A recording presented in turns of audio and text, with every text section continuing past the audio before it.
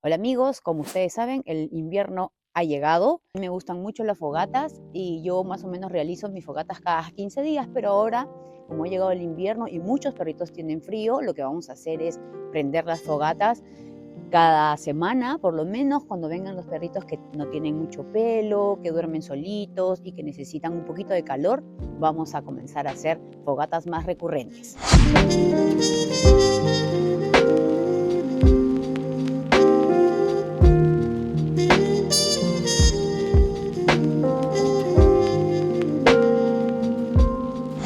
Los hombres cuando eran nómades cazaban y después se descubrió el fuego y ellos comenzaron a asar su carne.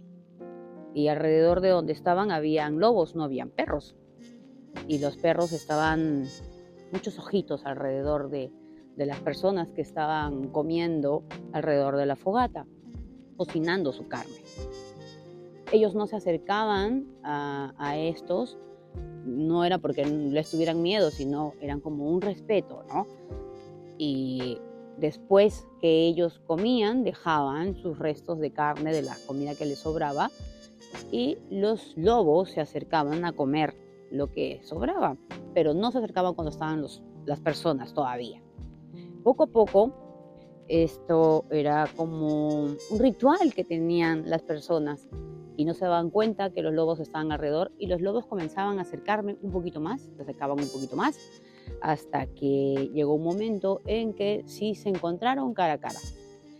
Y a través de la comida nosotros tuvimos un lazo con ellos.